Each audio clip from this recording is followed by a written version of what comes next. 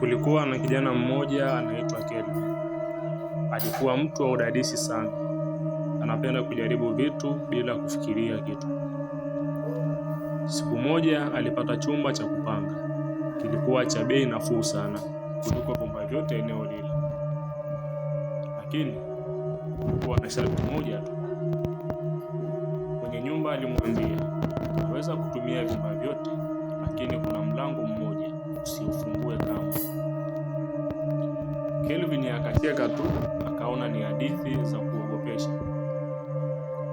Usiku wa kwanza, akiwa amelala, ghafla akasikia sauti.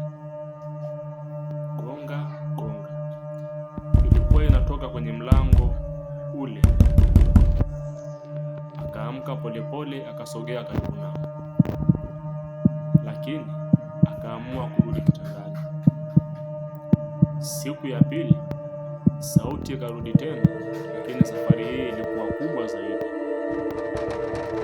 Mlango uligongwa mara mbili kwa sauti ya juu. Safari hii kulikuwa na sauti ya kunung'una, "Fungulie." Mwili wa Kelvin ukasisimuka, lakini bado hakufungua.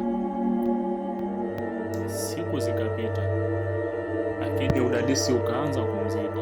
Akaanza kujiuliza, kuna nini nyuma ya ule mlango? Usiku mmoja sauti ilibadilika. Ilikuwa ni sauti ya msichana analia, "Tafadhali nisaidie." Moyo wa Kelvin ukamuuma sana. Akasema, "Siwezi kumwacha mtu akiteseka." Akasogea kwenye ule mlango, mkono wake ukatetemeka, lakini akaamua kufungua. Ndani kulikuwa na giza totoro. Kulikuwa na lakini kulikuwa na ngazi zinashuka chini.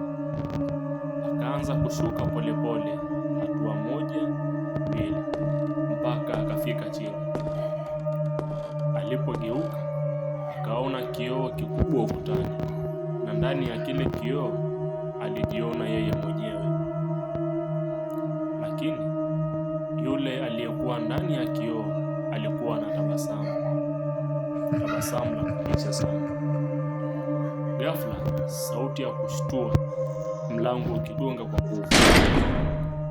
Mlango ukajifunga nyuma yake. Kelvin akageuka kujaribu kukimbia, lakini mlango ulikuwa tayari umeshafunga. Alipogeuka tena kwenye kioo, yule yeye kaanza kutoka nje pole pole, na kabla hajafanya chochote giza likamfunika. Asubuhi iliyofuata, jirani walimuona Kelvin akitoka chumbani kwake. Alionekana wa kawaida, lakini hakuwa Kelvin tena. Alikuwa yule aliyekuwa ndani ya kioo, na ule mlango uliendelea kugongwa kila siku ukisubiri